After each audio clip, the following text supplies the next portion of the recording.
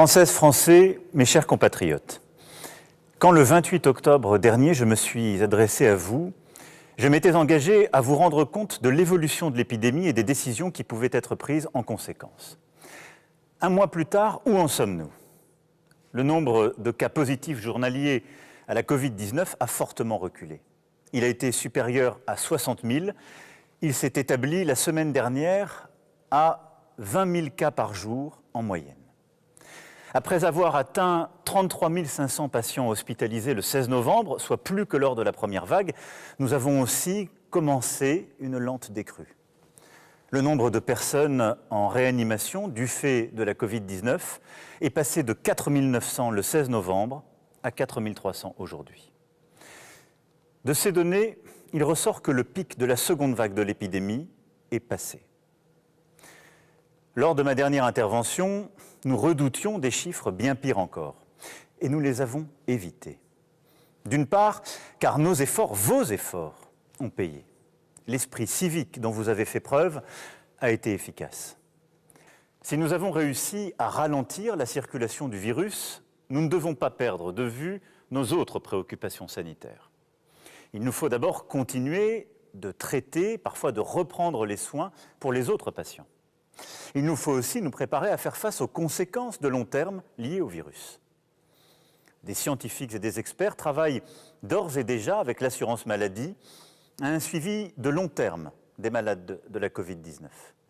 Je demande aussi au gouvernement de préparer une stratégie pour prendre en compte les conséquences psychologiques de la pandémie et des différents confinements. Il nous faut enfin redoubler de vigilance pour prévenir et répondre aux violences faites aux femmes et aux enfants durant cette période de confinement.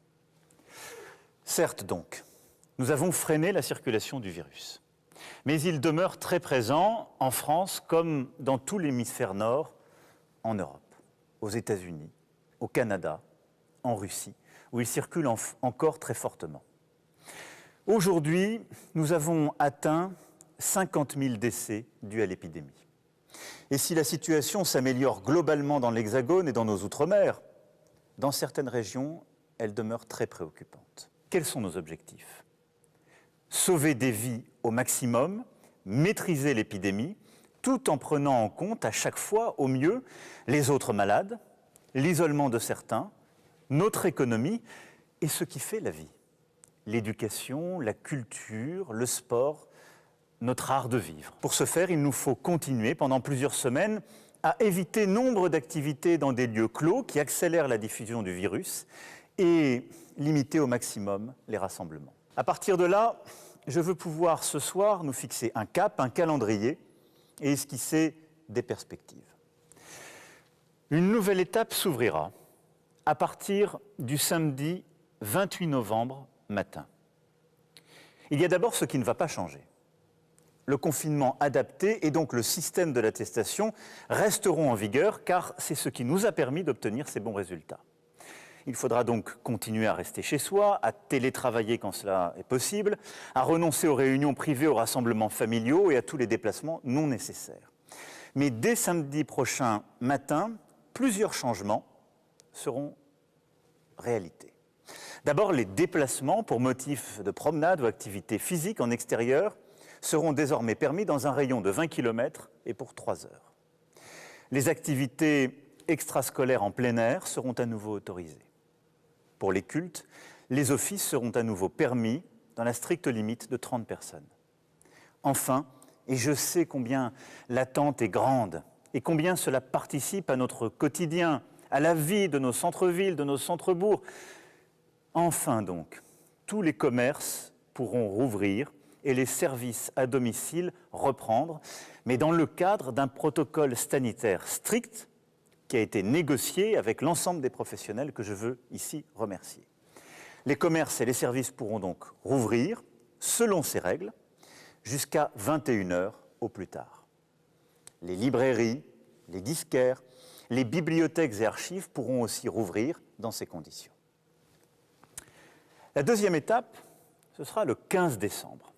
Le 15 décembre, si nous sommes bien arrivés autour des 5000 contaminations par jour et environ 2500 à 3000 personnes en réanimation, nous pourrons alors franchir un nouveau cap. Alors, le confinement pourra être levé. Nous pourrons donc à nouveau nous déplacer sans autorisation, y compris entre régions, et passer Noël en famille. Il faudra au maximum limiter les déplacements inutiles. Souffler et se retrouver, oui, mais j'en appelle à votre sens des responsabilités. Il ne s'agira pas à coup sûr de vacances de Noël comme les autres. Les salles de cinéma, les théâtres, les musées pourront reprendre leur activité, toujours dans le cadre des protocoles sanitaires qui ont été négociés. Et un système d'horodatage permettra d'organiser les représentations en fin de journée. Des contraintes fortes demeureront toutefois durant cette période. Les grands rassemblements seront interdits, ainsi que tous les événements festifs dans les salles allouées. Tous les lieux qui, comme les parcs d'attractions, les parcs d'exposition, sont susceptibles de rassembler un grand nombre de personnes venant de régions différentes, resteront fermés. De même, les bars, les restaurants, les discothèques ne pourront rouvrir leurs portes, malheureusement, durant cette période. Concernant les stations de sport d'hiver, une concertation a été engagée par le gouvernement avec les élus locaux et les professionnels. Les décisions seront finalisées très prochainement, mais il me semble toutefois impossible d'envisager une ouverture pour les fêtes et bien préférable de privilégier une réouverture courant janvier dans de bonnes conditions. Nous nous coordonnerons sur ce point avec nos voisins européens. Partout sur le territoire, durant cette période, donc à partir du 15 décembre, un couvre-feu de 21h à 7h du matin sera mis en place. Nous pourrons circuler librement les soirs des 24 et 31 décembre pour partager ces moments en famille, mais les rassemblements sur voie publique ne seront pas tolérés.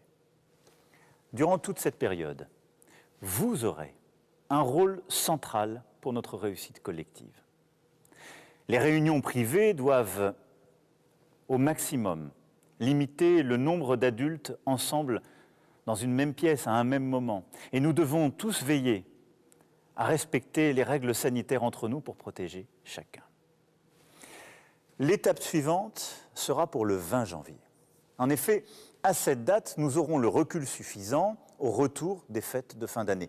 Vous le savez, il nous faut toujours une quinzaine de jours pour voir exactement les conséquences de la modification de nos comportements. Et donc, c'est autour du 20 janvier que nous pourrons alors prendre, si cela est possible, de nouvelles décisions d'ouverture. Si le nombre de contaminations demeure en dessous de 5000 cas par jour, les salles de sport et les restaurants pourront rouvrir et le couvre-feu pourra être décalé. Les lycées, qui bien souvent aujourd'hui fonctionnent par demi-classe, pourront à ce moment-là être pleinement rouverts avec la totalité des élèves présents durant les cours. 15 jours plus tard, ce sont les universités qui pourront reprendre les cours avec là aussi une présence physique de tous les élèves.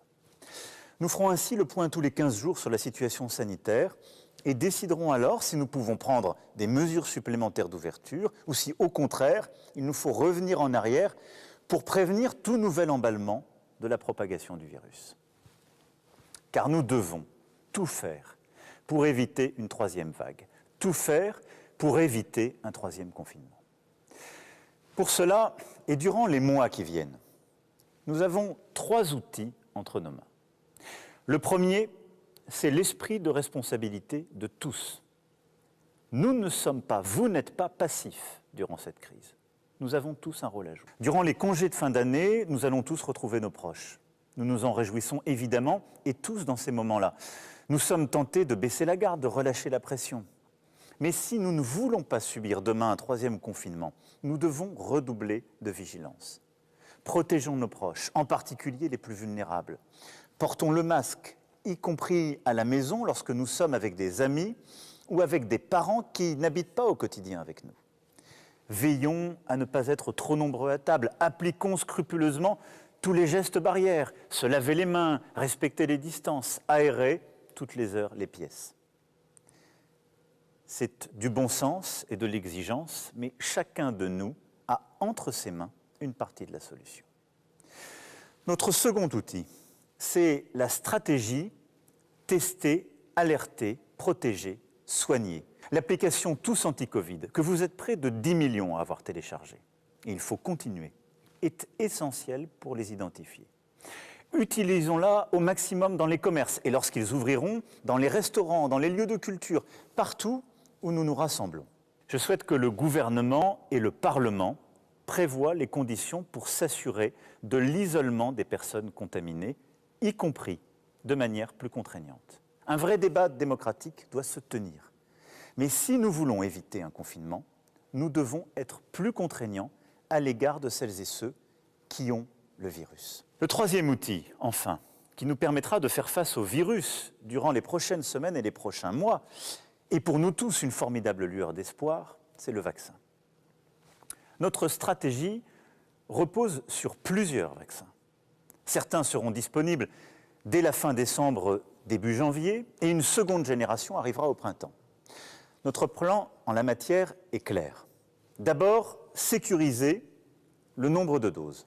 Les premiers vaccins, sous réserve des résultats des essais cliniques, pourront être administrés dès la validation des autorités sanitaires compétentes. Et je tiens à ce que celle-ci se fasse dans un cadre totalement transparent. La vaccination doit se faire de manière claire, transparente, en partageant à chaque étape toutes les informations, ce que nous savons comme ce que nous ne savons pas. Et je veux aussi être clair, je ne rendrai pas la vaccination obligatoire. Nous commencerons vraisemblablement dès fin décembre, début janvier, sous réserve des validations par les autorités sanitaires, par vacciner les personnes les plus fragiles et donc les plus âgées. Des étapes successives seront présentées afin progressivement de permettre la vaccination du plus grand nombre. Vous le voyez, le retour à la normale ne sera donc pas pour demain, mais nous pouvons, j'en ai la conviction, maîtriser l'épidémie dans la durée. Nous avons dans le même temps à faire face à une crise économique et sociale inédite. Elle est la conséquence du premier confinement et de ce que nous sommes en train de vivre. Je vous l'annonçais dès le mois de juillet dernier. La crise va vraisemblablement encore s'aggraver, mais nous avons une réponse à apporter et nous l'avons fait dès le début. En effet, depuis le premier jour, nous agissons. Pour les salariés, avec le chômage partiel, pour les plus précaires, avec des aides ponctuelles et la prolongation des droits, en particulier pour les chômeurs, pour les entreprises et les indépendants, avec notamment les prêts garantis par l'État, les annulations et reports de charges, le fonds de solidarité. De nouvelles aides sociales ont été décidées. 150 € seront versés en fin de semaine aux bénéficiaires du RSA et de l'allocation de solidarité spécifique, aux étudiants boursiers et aux jeunes de moins de 25 ans non étudiants touchant les allocations logement. 100 € par enfant seront versés pour les familles bénéficiant des APL. Nous devons chacune, chacun, à la nation, l'esprit de responsabilité. Nous nous devons, les uns aux autres, aussi, beaucoup de bienveillance. Mes chers compatriotes, une nouvelle fois, nous serons, j'en ai la certitude, au rendez-vous des défis des semaines et des mois qui viennent. Notre génération a ensemble à vaincre cette épidémie, à affronter le terrorisme, à affronter la crise climatique et celle des inégalités. Aujourd'hui, nous tenons ensemble. Demain, nous vaincrons ensemble. Vive la République, vive la France.